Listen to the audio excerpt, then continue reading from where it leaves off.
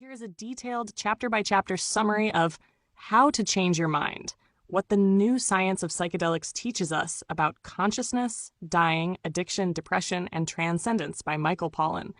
Introduction: A New Door in the Wall.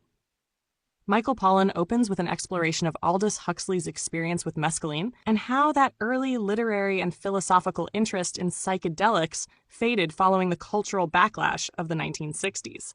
He introduces his own skepticism, but also his growing curiosity about the apparent revival of scientific research into psychedelics.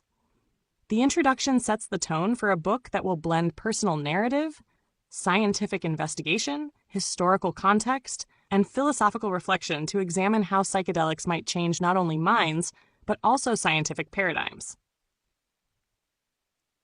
The History. Chapter 1. A Renaissance. Pollan traces the early history of psychedelics in Western medicine and culture, beginning with Albert Hofmann's accidental discovery of LSD in 1943.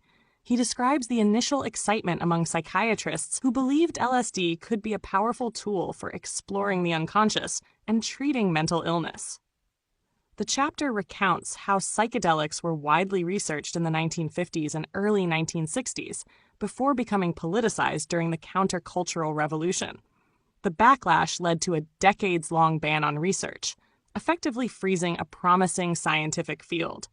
Pollan charts how interest has quietly returned in recent years, with a small group of researchers initiating what is now being called a psychedelic renaissance. Chapter 2. Natural History. Be Mushroomed. Here, Pollan shifts from LSD to psilocybin, the active compound in so-called magic mushrooms. He investigates the ethnobotanical and anthropological history of psilocybin, tracing its use in indigenous rituals, particularly among the Mazatec people of Mexico. The chapter details how Westerners first encountered these mushrooms in the 1950s, leading to sensationalized media coverage and, ultimately, the mainstreaming and subsequent criminalization of their use. Pollan reflects on the role of R. Gordon Wasson in this transmission and critiques how traditional knowledge was often exploited in the process.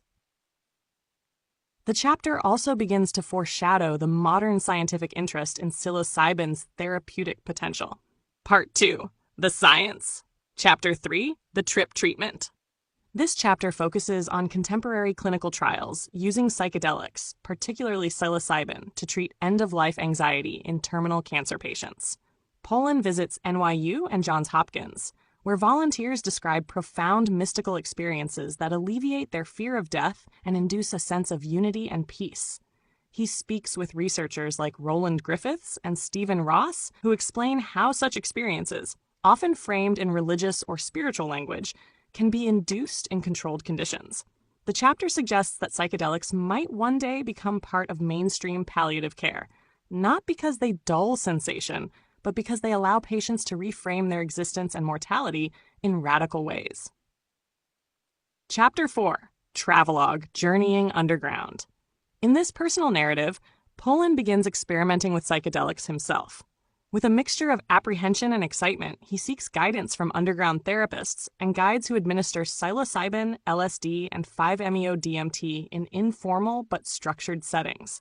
The chapter is as much about preparation, set, and setting as it is about the actual experiences.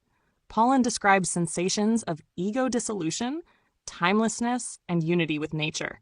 These accounts are deeply introspective, but remain grounded in a journalist's skepticism. He also addresses the issue of legality and the ethics of underground therapy, where experienced guides continue the work that legal restrictions have forced out of sight.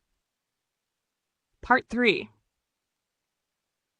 Chapter 5. The Neuroscience: Your Brain on Psychedelics. This chapter delves into what science currently understands about the effects of psychedelics on the brain. Pollan interviews neuroscientists such as Robin Carhart-Harris, who use brain imaging techniques to show how psychedelics reduce activity in the brain's default mode network, DMN. The DMN is thought to be associated with the ego, self-referential thinking, and habitual mental patterns. Its temporary suppression allows for novel connections between brain regions, which may explain the feelings of unity, ego dissolution, and increased openness. The chapter presents the idea that psychedelics do not simply stimulate the brain, but rather free it from entrenched patterns, allowing new forms of perception and cognition.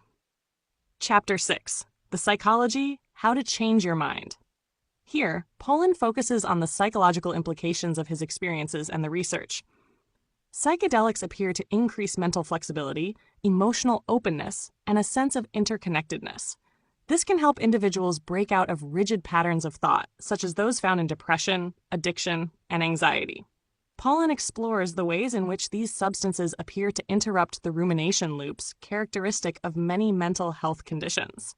He also reflects on the importance of integrating these experiences with therapy or reflection, highlighting that while psychedelics can open the door, lasting change requires conscious effort and meaning-making. Part 4, Chapter 7, The Spiritual Experience. In this chapter, Pollan wrestles with the metaphysical implications of psychedelic experiences. He explores whether the spiritual revelations reported during trips are merely neurochemical illusions, or if they reveal something more fundamental about consciousness and reality. He interviews philosophers, religious scholars, and scientists who debate the nature of mystical experiences and their authenticity. Pollan remains agnostic, but suggests that regardless of ontological status, the experiences themselves can be transformative and healing. He compares them to dreams, symbols, and myths, powerful, real in their effects, and potentially redemptive. Chapter 8.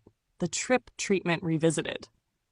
Pollan returns to the clinical setting, focusing more deeply on the enduring changes reported by subjects who had undergone psychedelic therapy. Many described their experiences as among the most meaningful of their lives.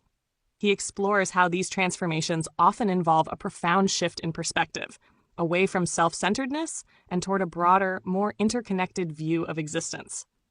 Pollan also considers how psychedelics challenge conventional understandings of mental illness, suggesting that some disorders are less chemical imbalances than failures of meaning, connection, and narrative coherence.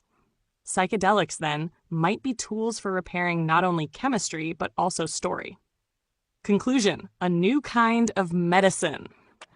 Pollan closes by reflecting on the journey he and the field have undergone. He remains cautious about hype and mindful of the risks, but also hopeful that psychedelics may one day be integrated into the practice of medicine and mental health in a safe, regulated, and meaningful way. He acknowledges that while psychedelics are not panaceas, they offer a rare and powerful means of confronting fundamental questions about the self, death, and the nature of reality. Their true promise may lie not in the molecules themselves, but in how they expand our conceptions of mind and healing.